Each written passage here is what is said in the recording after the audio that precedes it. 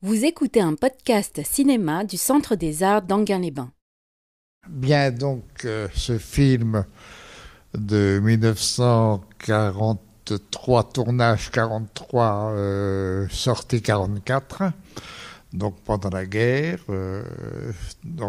Fritz Lang est à Hollywood, je vous le répète, depuis 1936, puisque nous avons vu son premier film à Hollywood la semaine dernière.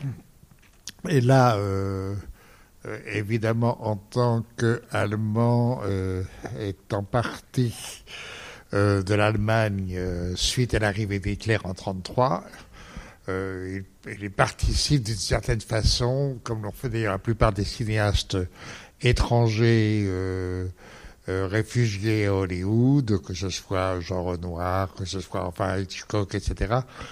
Tous ont fait des films anti-nazis à l'époque, et c'était un peu une obligation, non seulement pour les cinéastes donc venant de l'Europe et réfugiés aux États-Unis, mais aussi pour les Américains eux-mêmes, participant d'une certaine façon à la guerre. Alors, ce film-ci a été fait dans des conditions un peu difficiles, dans le sens où Lang... c'est pas lui qui d'abord devait tourner cette histoire, qui est tirée d'un roman, ou en tout cas d'un livre de Graham Greene, ce qui est quand même une bonne référence.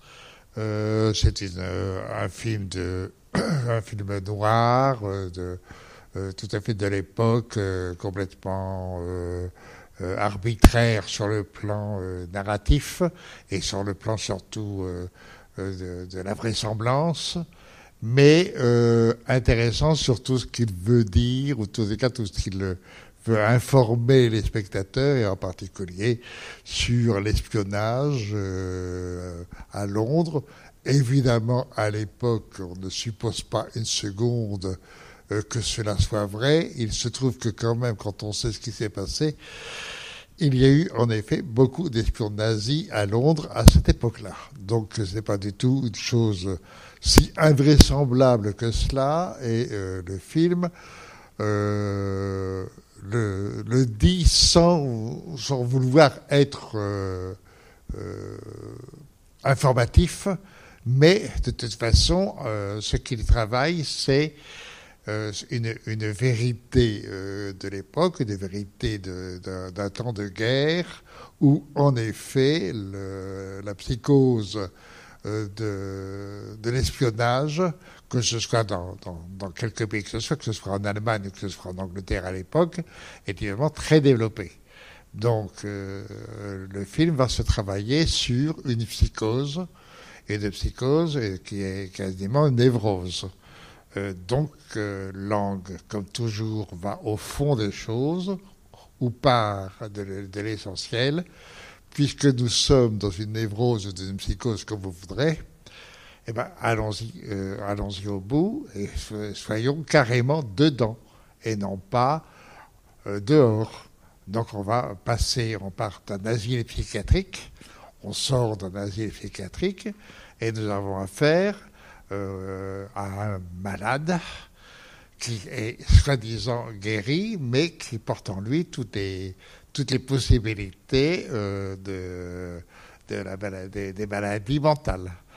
Donc le film sera fait sur le névrotisme, ou la névrose, et va se développer tout le long du film sur cette névrose, qui est en effet la hantise de l'espionnage et des espions à cette époque-là.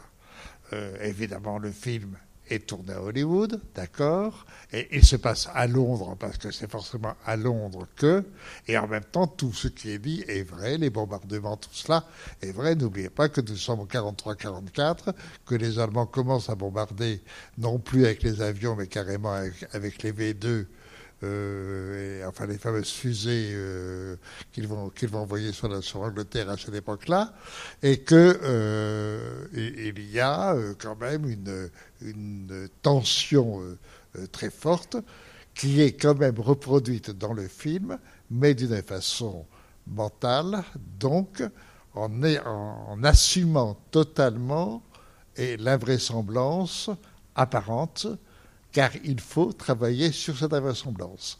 À partir du moment où on travaille sur cette invraisemblance, il n'empêche qu'on reste Fritz Lang. Donc, à ce moment-là, on va quand même développer cette invraisemblance à partir de logique irréfragable. C'est absolument logique. Mais une logique, évidemment, invraisemblable. Alors, c'est ça où c'est fabuleux. Et le film, à chaque fois qu'il est présenté, surtout pour ceux qui le voient pour la première fois, stupéfait, parce que les gens ne comprennent pas du tout comment se développe ce récit et comment il aboutit à la fin pour une sorte de guérison qui est évidemment la guérison la seule possible, qui est l'élimination des nazis et donc la victoire finale. C'est tout à fait passionnant de voir comment le film a été réfléchi et en même temps mis en scène en acceptant que le film soit totalement incrédible pour le spectateur. Et en même temps, il fonctionne. Et il fonctionne parce qu'il y a le génie de Lang qui est, une fois de plus, de serrer totalement chaque plan. Tous les plans sont d'une condensation totale, avec peut-être l'un des plans les plus extraordinaires de Lang, que vous venez de voir à l'instant. À l'instant, il y a 3 minutes ou 5 minutes, c'est-à-dire le fameux moment où ils sont dans la chambre. Lui, le coupable, le nazi, sort de la chambre dans le noir, coup de feu, un trou, on ouvre la porte, il est mort de l'autre côté.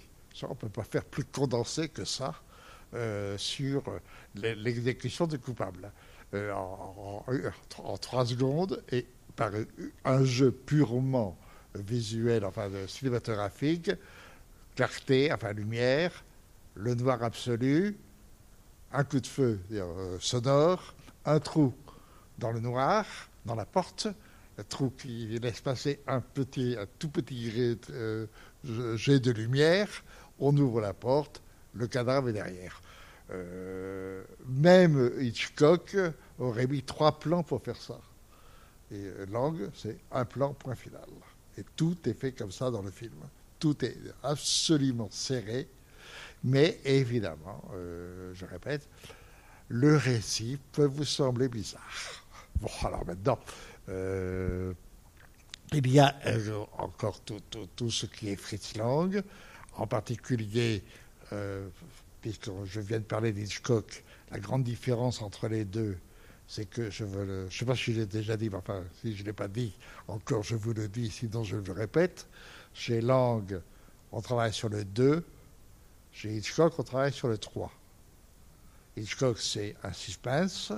Donc, le suspense, c'est quelqu'un qui... Regardez Hitchcock, la plupart des films de Hitchcock, c'est quelqu'un qui est suspendu, qui vient de glisser d'un toit et qui est suspendu à la gouttière par le bout des doigts. Donc, il ne peut en aucun cas se sortir de cette situation. Donc, il n'y a que 2 possibilités, ou une force bénéfique qui vient le sauver, ou une force maléfique qui vient le faire tomber. Donc, chez Hitchcock, le suspense oblige le 3, de toute façon. Chez Lang, la construction est faite sur la marche, donc c'est, je le répète, 1, 2, 1, 2, 1, 2. Donc, on reste toujours sur le 2. Si on reste sur le 2, on va jouer à fond la dualité.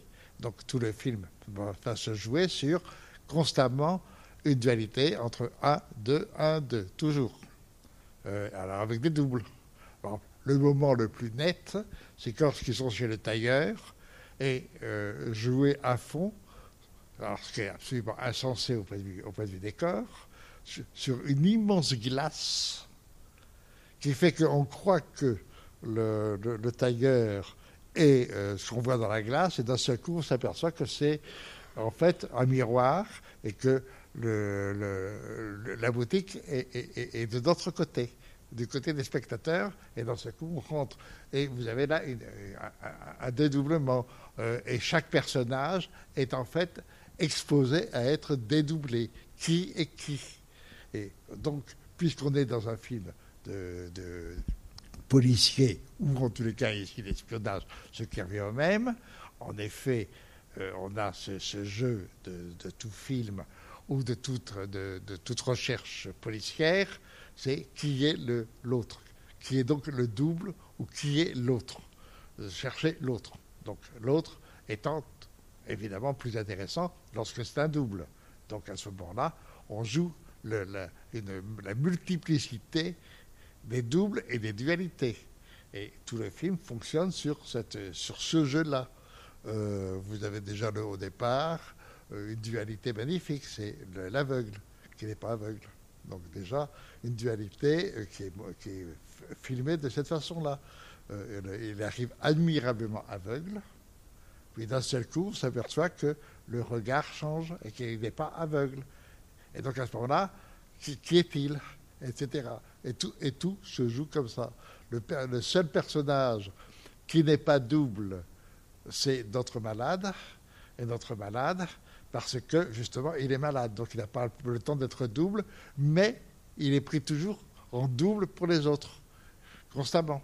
Alors, évidemment, ça donne une espèce de vertige qui devient le sujet même du film, et non pas le récit apparent, mais le véritable récit qui suis-je et qui est l'autre. Et donc, qui est le criminel, car puisque chacun porte en lui, ce que je répète chez Lang, la criminalité, qui est le criminel, donc chacun pouvant être le criminel ou étant l'innocent. On en revient toujours à ce système langien de l'innocence et de la culpabilité, donc du simple et du double, et chacun peut être le double de soi-même. Voilà comment ça fonctionne chez Lang, et dans ce film aussi, qui est certainement, ou peut-être le film le plus fou de Lang, c'est une démonstration fabuleuse. Dans les autres films, évidemment, ça ne travaille pas comme ça. Les autres films, beaucoup d'autres sont à la recherche d'un certain réalisme. Ce film-ci, comme vous allez constater, refuse totalement le réalisme. Par exemple, je vous prends un exemple.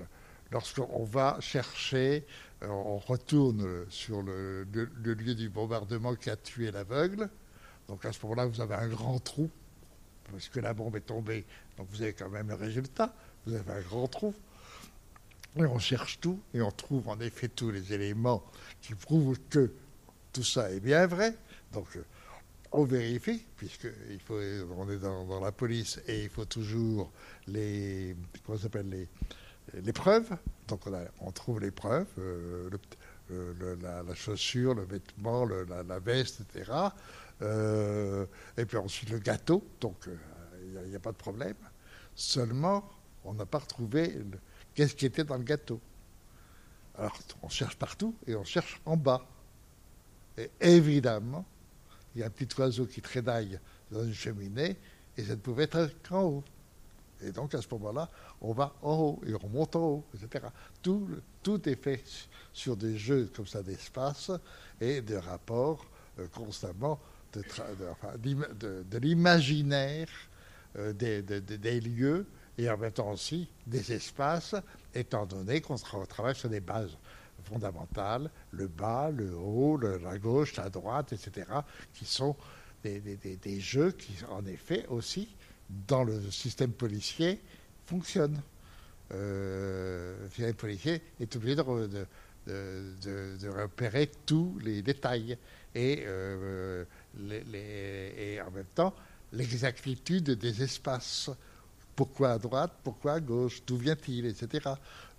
C'est ce jeu-là qui est mis en place d'une façon totalement cinématographique et qui est réduite au dispositif cinématographique. Après, vous avez l'histoire. Et cette histoire-là devient une espèce de promenade dans un esprit malade, psychiatriquement malade. Donc vous avez eu la chance, pendant 1h30, d'être un peu fou. C'est très bien. Ça vous change de vos habitudes. Vous êtes rentré dans une marche de malade mental, enfin malade psychiatriquement, une maladie mentale. Voilà le film que vous avez vu. J'espère qu'il vous a plu quand même. Bon, maintenant je vous écoute.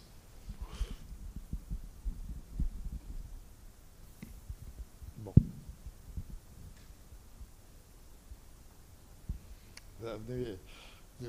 Vous êtes assommé alors. Non.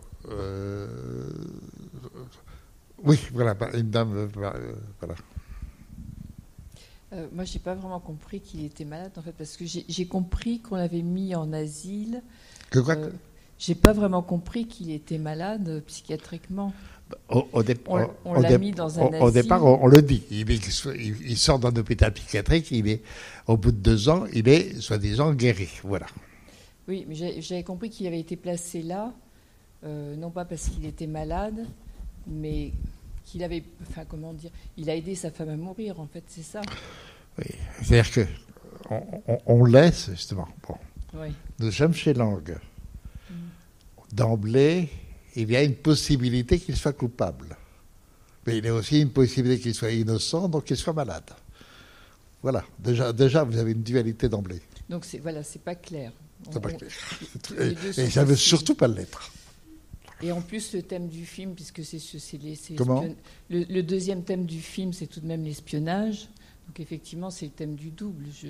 Je pense que quand on est espion, on est double. Oui, la première fois qu'il rencontre un double, c'est l'aveugle qui est aveugle et n'est pas aveugle. Comme lui est coupable ou pas coupable, etc. On est toujours dans des dualités. Le frère et la sœur, ils sont absolument innocents. Jusqu'au moment où, d'un seul coup, les deux peuvent être coupables. Mais non, la sœur n'est pas coupable. Et lui est coupable, etc. Tout se joue là-dessus. La voyante n'est pas la voyante. Oui. Constamment, celui qui est tué, le tailleur, qui est tué, n'est pas tué ensuite. Donc, vous avez une sorte de perte absolue de la vérité du réel pour entrer dans de la psychose. Quoi. Vous êtes dans du malade. Et ce maladif donne ce film. Or, je ne connais pas un film à ce point malade, qui joue à fond la maladie mentale. Même Hitchcock n'arrive pas à ça. Moi, j'adore Hitchcock, bien sûr, la question n'est pas là, mais Frisson, c'est 10 fois plus fort. Oui, plus osé, en plus, c'est beaucoup plus osé. Alors, en plus, si vous regardez chaque plan, la composition, la façon dont c'est filmé, les lumières, la force qu'il y a constamment dans chaque plan, dans les personnages, il y a une force qui est prégnante pour le spectateur. Et ça, c'est Lang. Et je ne connais pas d'autres cinéastes à ce point-là. Oui, d'ailleurs, il reprend la première scène dans La Fête foraine. Ça renvoie à M. le Maudit avec la petite fille et le ballon. Oui, mais bien sûr. Mais là, vous avez beaucoup de choses, beaucoup de renvois. Bon, alors, évidemment, premier renvoi immédiate, une fois de plus, le film commence par l'horloge. Avec 2... je ne sais pas quoi, les machins là, qui sont suspendus, les poids, les balanciers, etc. Vous avez donc une dualité déjà. Et vous avez, au point de vue sonore, pom, pom, pom, pom, c'est-à-dire le temps, mais le temps auditif qui est binaire. Et vous avez donc le jeu immédiatement donné. Le temps, pourquoi ? Parce que le temps, c'est le mouvement. Or, justement, chez Lang, le temps est le maître, puisqu'il faut... En effet, le film est un mouvement. Donc, il faut marcher. Mais en même temps, il est binaire. 1, 2, 1, 2, 1, 2. Et tout ça, vous est donné dès le premier plan. Vous allez retrouver dans d'autres films, vous avez déjà vu l'horloge dans les films, déjà dans les premiers films de langue. Et vous allez le retrouver dans tous les films de langue. L'horloge est capitale. Le temps est fondamental, mais c'est un temps qui est scandé. Ce n'est pas un temps qui est lié. Ce n'est pas un temps qui se déroule dans le mouvement du temps. C'est un temps qui est à la mesure humaine, c'est-à-dire justement de l'horlogerie, tout le temps. Et ça, c'est ce qui est en même temps très intelligent, puisque le mouvement du cinéma, c'est un plan, et ensuite un plan, et ensuite un plan, et ensuite un plan. Donc, le mouvement même, ou le montage même, scande. Et scande le mouvement, scande la marche, et donc vous êtes dans cette scansion-là. Et en même temps, dans cette scansion, c'est-à-dire dans cette tension-là. Et c'est la force, vraiment, de Fritz Lang. Et là encore, puisque on peut dire qu'ils sont concurrents d'une certaine façon entre l'univers hitchcockien et l'univers langien. Beaucoup de gens préféreront Hitchcock, je comprends très bien, parce que moi j'adore Hitchcock, bien sûr, mais le plus fort, c'est Lang. Vraiment, c'est beaucoup plus fort. C'est d'intensité, et puis en plus, c'est brutal, Lang. Alors que Hitchcock, c'est toujours... même dans la terreur, la terreur de Hitchcock donne du plaisir. Le suspense est fait pour faire plaisir au spectateur. Alors que chez Lang, c'est pas drôle. Oui, pas mais en même temps, c'est ironique. Attention, on n'est quand même pas... on n'est pas... Je veux dire, Lang n'est pas dupe. Et ici... une chose que j'ai essayé, je passe, je crois, ah oui, non, je ne passe pas. Bon. Il y a un film qui est très passionnant sur comment faire une comédie, alors que c'est absolument pas comique. Bon, on ne le passe pas là, bon, tant pis. Mais alors, est-ce que ce que vous appelez la névrose ou la psychose, enfin la folie de Comment Neil, ce que vous appelez la psychose ou la névrose, oui. Vous hésitez entre les deux, donc la folie de Neil, est-ce que ça serait pas une métaphore pour en fait décrire la folie du monde? Oui, mais en même temps, aussi, ce qu'il montre en même temps, c'est en effet, je répète, une psychose de guerre. Et j'ai eu la chance, là je vous regarde, vous n'étiez pas encore né, mais moi j'étais né quand même pendant la guerre, et c'est vrai qu'il y avait une psychose pendant la guerre. Il y avait une... qu'est-ce qui va se passer? Donc les gens étaient quand même dans une tension, même en France, je veux dire. Alors évidemment en Angleterre... Bon, par exemple, dans le film, vous vous rendez compte, on est en 43. Enfin, il le tourne en 43, mettons, mais le film sort en 44. Mais vous avez quand même le moment où vous êtes dans le haut niveau anglais, où vous êtes en train de préparer le débarquement. Or, le débarquement va arriver en 45. Il n'arrive pas... Enfin, non, il arrive en 44. Ah oui, c'est vrai qu'il arrive tout de suite, c'est vrai. Et le débarquement n'est pas encore révélé, mais on sait, on s'attend à ce qu'il y ait un débarquement. Et là, il est présenté. Ouais, tout est quand même assumé sur la crise que l'on a pu vivre à ce moment-là. En Angleterre. Et puis aussi aux États-Unis, puisque les États-Unis sont aussi en guerre. Donc, Et on a l'impression qu'il a un peu souffert pour finir son film avec ce plan les deux amoureux dans la voiture. Oui, non, mais ça, alors là, c'est vraiment pas lui. Ça, c'est, non, mais ça, c'est les producteurs. Il s'est battu pendant tout le film, il s'est battu et a été obligé d'assumer des choses des producteurs et comment il les retourne à sa façon. Alors, le plan final, évidemment, est absurde. C'est un plan absurde. Mais bon. Et alors, ça c'est Lang. Bon, puisque vous voulez, et ben à ce moment-là, je vais vous faire un plan stupide. Et puis comme ça, vous serez content. Bon. C'est tout. Vous savez, les rapports de Lang avec les producteurs hollywoodiens, ça n'a pas été tendre. C'était très violent tout le temps. Alors que justement, la différence avec Hitchcock, c'est que Hitchcock a su jouer à fond. Et donc, à la fin, est devenu quasiment le producteur. Bon, là, par exemple, c'est intéressant, petite chose à signaler. Le film, ici, c'est Universal. Bon, donc nous sommes en 1944.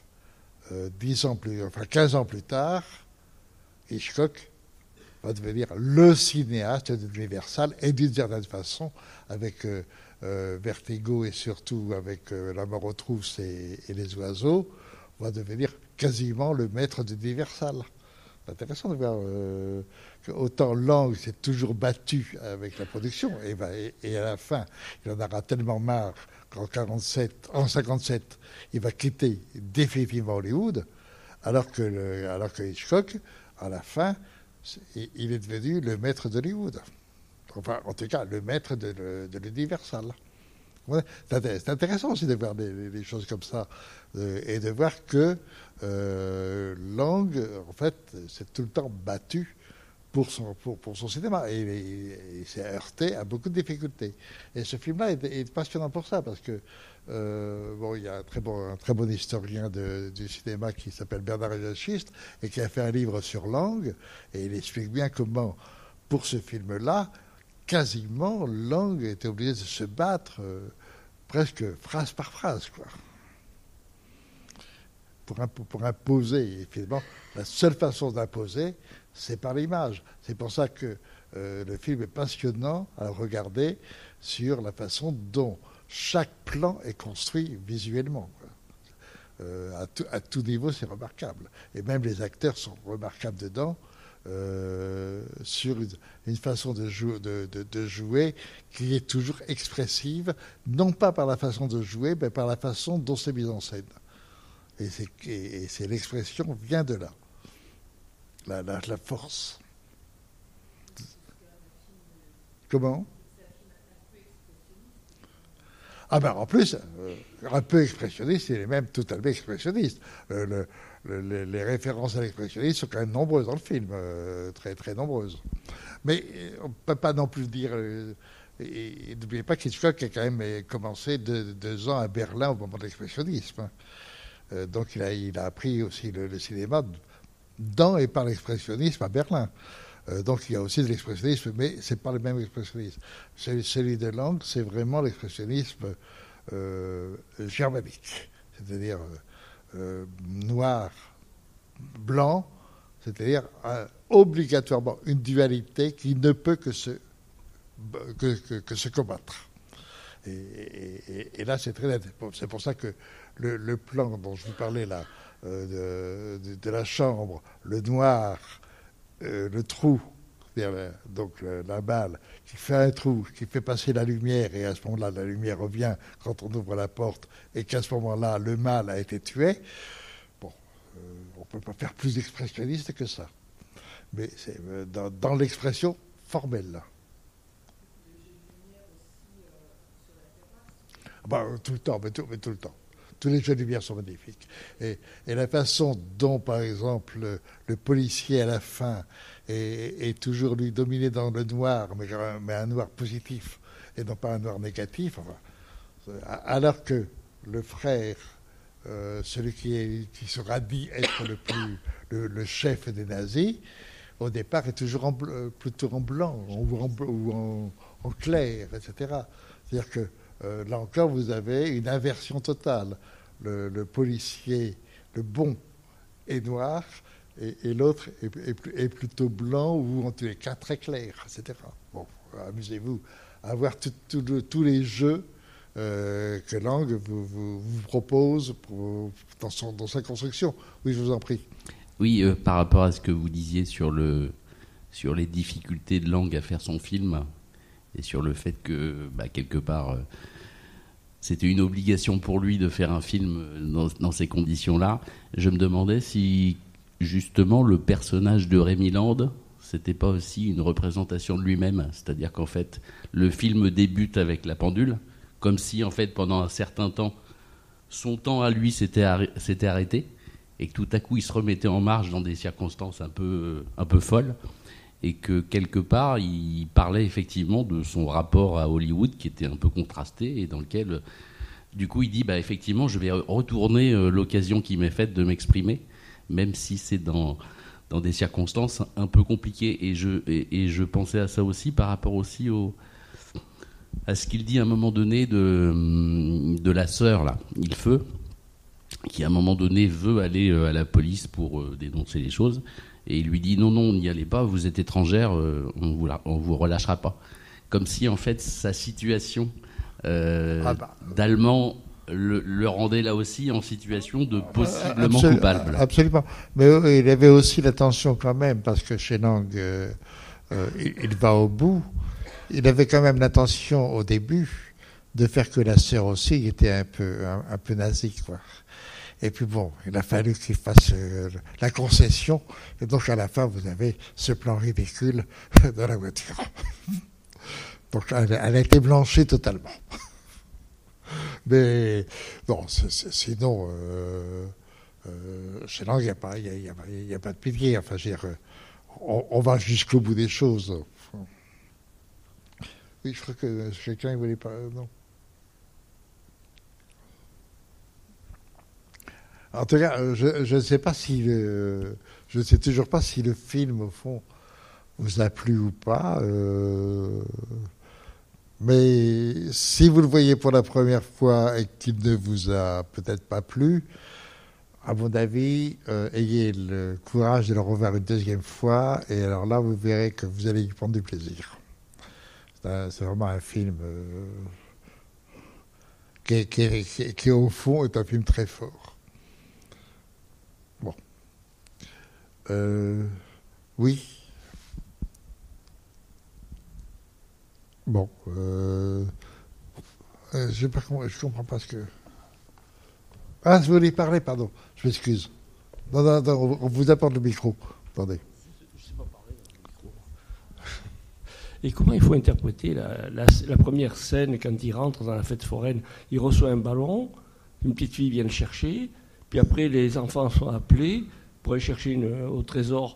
Là, c'est une scène. Toutes les autres scènes, on voit qu'elles se situent dans un cadre de la folie, mais là, c'est tout à fait.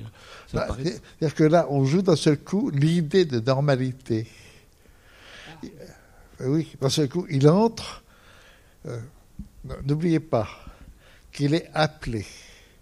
Il est appelé par le son. Il va prendre le train, ou je crois que c'est le train ou un truc comme ça, et d'un seul coup, il entend.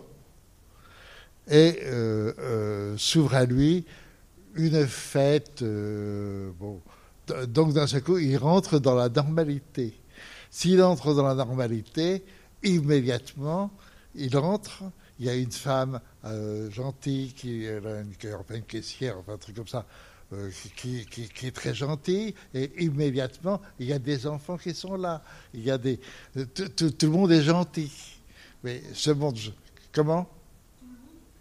C'est-à-dire, tout le monde est très gentil. Mais ce monde gentil, finalement, est un monde qui cache des méchancetés immenses, puisqu'il cache les nazis. Mais ce n'est pas tellement le problème des nazis qui compte. C'est que là, nous avons la vision d'un malade qui sort de sa maladie, qui croit que le monde, maintenant qu'il est dans le monde normal, est gentil. Mais le monde normal n'est pas si gentil que ça. Et ça, on est chez Lang. Le monde normal, il a... Enfin, je répète, chez Lang, nous sommes tous coupables Et donc, nous sommes innocents d'être coupables, donc coupables d'être innocents. Nous portons tous en nous-mêmes des crimes. Lang le disait, il l'affirmait, nous avons tous la possibilité d'être des criminels. Nous avons tous un moment où nous pouvons, personne d'entre nous, dans toute l'humanité, personne d'entre nous, à un moment ou l'autre, ne désire pas la mort de quelqu'un d'autre. Même si c'est purement mental, même si c'est purement passager. Et à un moment, on dit, s'il pouvait mourir, on n'ose peut-être pas le dire, mais on peut le penser. Et je crains que si on posait la question à n'importe quel public, vous verriez que personne ne dirait « Ah non, moi, je ne suis jamais arrivé. » Ou alors, il ment. C'est tout. Donc, chez Lang, l'idée de crime est aussi présente que l'idée de l'innocence.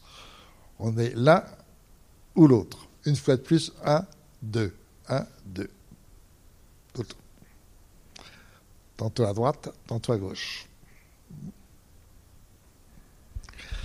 Oui, ça fait du bien de revenir à l'essentiel, quoi. Et à la notion de l'être. Bon, je crois qu'on va s'arrêter parce que je vois l'immense désir de chacun de parler, donc on va s'arrêter. De toute façon, vous pouvez toujours repartir sur dans les questions pour les prochains films de Lang, remettre ça en question, parce que chaque film est quand même on a la chance avec Lang, c'est une œuvre en effet extrêmement forte, profondément marquée par une pensée. Il n'empêche que chaque film est différent les uns des autres. Déjà, vous avez vu trois films de lui, peut-être même 4 si vous avez revu M. le Maudit, et vous avez pu vous apercevoir que les 4 films sont très différents les uns des autres. Et puis ça va continuer.